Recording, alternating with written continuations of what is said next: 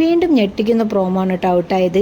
സിബിൻ്റെ ഈ ഒരു സിറ്റുവേഷൻ കണ്ടിട്ട് എനിക്ക് സീസൺ 3 MKനെയാണ് ഓർമ്മ വന്നത്. ഇതേപോലെ ഒരു സൺഡേ എപ്പിസോഡിൽ ലാലേട്ടൻ്റെ വഴക്ക് കേട്ടിട്ട് പുറത്തെ ലൈഫിനെ പറ്റി ആലോചിച്ചിട്ട് ട്രോമറ്റൈസ്ഡ് ആയിട്ടുള്ള MKനെയാണ് ഓർമ്മ വന്നത്. കുറച്ച് നേരത്തെ നമുക്ക് ഒരു പ്രോമോ പുറത്തായിരുന്നു. അതിൽ സിബിൻ പറയുന്നുണ്ട് ഇനി ക്വിറ്റ് ചെയ്യുന്നില്ല, പ്രേക്ഷകർ തീരുമാനിക്കട്ടെ, അതുവരെ ഇവിടെ നിൽക്കാമെന്നുള്ള ഒരു പ്രോമോ ആയിരുന്നു ഔട്ടായത്. പിന്നെ വീണ്ടും എന്താ നമുക്ക് നാളത്തെ പ്രോമോയിൽ കാണുന്നത് സിബിൻ ക്യാമറ നോക്കിയിട്ട് എന്തൊക്കെ സംസാരിക്കുന്നുണ്ട്. പിന്നെ കൺഫെഷൻ റൂമിലേക്ക് സിബിനെ വിളിക്കുന്നുണ്ട്, കണ്ണ് കെട്ടി അങ്ങോട്ടോ കൊണ്ടുപോകുന്നുണ്ട്. എല്ലാവരും പുറത്ത് ബിഗ് ബോസ് പറയുന്നത് കേട്ട് ഷോക്കായിട്ട് ഇരിക്കുന്നുണ്ട്. ഋഷിയും അൻസിബയൊക്കെ കരയുന്നുണ്ട്.